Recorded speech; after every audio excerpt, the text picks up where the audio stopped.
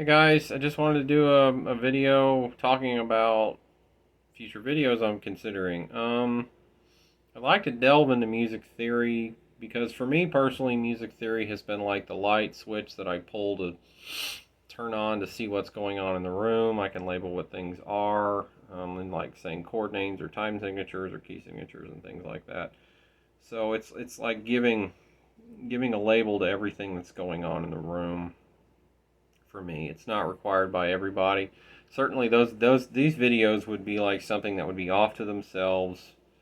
They'd be completely separate from the tutorials. I was actually considering the tutorials being something where I don't speak at all anymore, where I just sort of maybe play the song about at halftime, and people can follow along, and then um, I think hopefully if I do it right, then you should be able to do the video speed settings in YouTube where if you set it on double time, things will actually be in time, the original time, like the BPMs timing.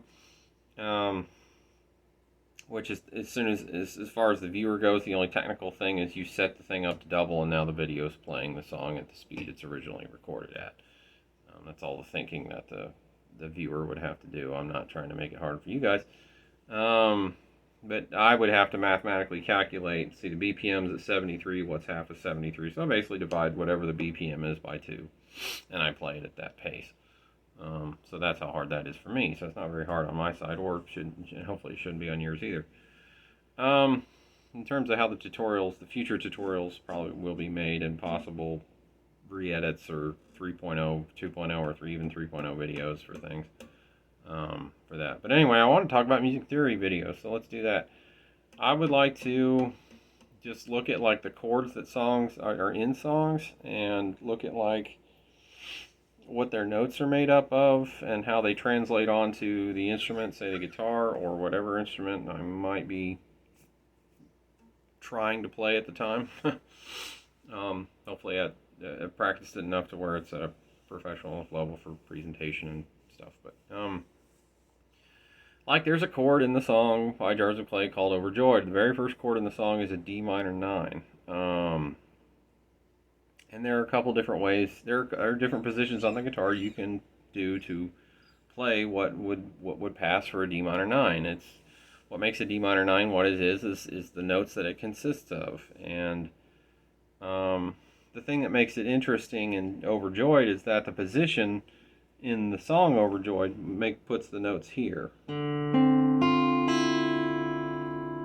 So the highest note is not the last one I played there.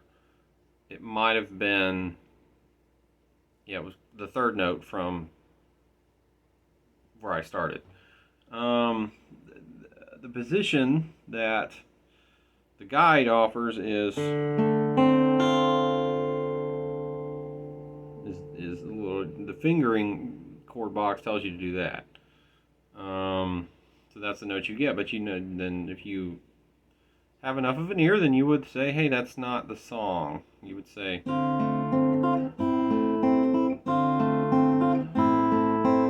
or if I'm trying to strum it the way it's strummed,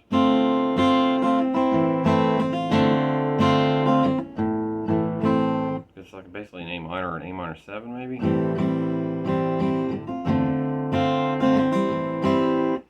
So it's, and in the record it sounds more like. If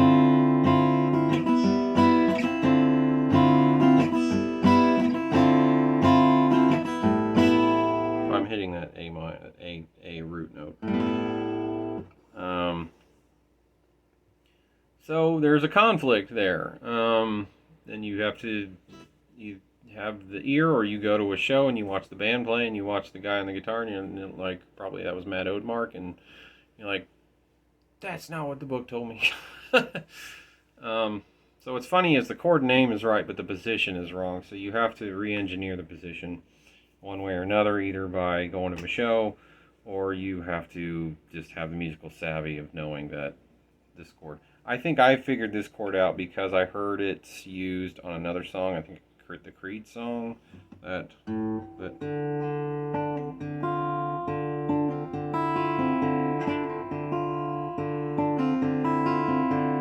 So, and I can't remember what that song is. But when I heard it, I was like, wait a second, and I tried to play it, I think, and I was like, wait, that's overjoyed. So that's how that happened. So, and I went to Jars of Clay shows, and I didn't pay attention to what Matt O'Mark was doing on the guitar at the time. I was just more enjoying the music in general. Since I was such a fledgling guitar player, there was no hope of me understanding anything anyway.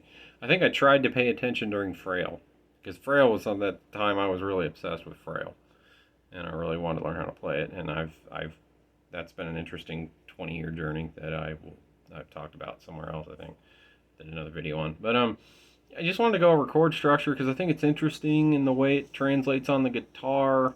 It's like the chord isn't wrong, it's just the notes are in a different order, and that's what makes the chord sound different, and that's what makes your ear catch it and say, hey, what's going on, when you look at the songbook and say, hey, that's not it. And where if a book doesn't give you exactly how to do it, then you're kind of left to fill in the blanks. And how do you go about doing that? And things like that, which honestly, probably the best way to go about doing it is you just play a lot and you try to read music a lot and you listen a lot and you sharpen your ear, and it's a process and it takes time, and some people get it faster than others because some people just have more raw talent than others and things like that. Similar to other art form, any other art form you might take up to try to learn. You learn at your own pace, whether you want to or not, pretty much. Because you're stuck in your body and your brain, and then you have to make the best of what you have. But yeah, so I just thought it would be interesting to do that.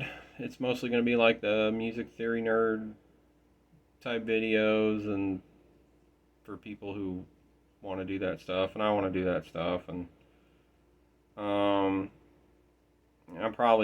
I would not honestly say I'm terribly qualified to do that, but I will, to the best of my knowledge, try to do that. Maybe make a couple of videos and see how people react, and hopefully the people who react are, honestly, I'm hoping some music nerds who know theory will show up to those videos and pay attention and comment and have a discourse on things, because I just decided I want to try to go back and learn how to read music, and how much doing that opens up more doors in my mind and deep and broadens my understanding. Maybe broaden's a better word. Deepen, I don't know.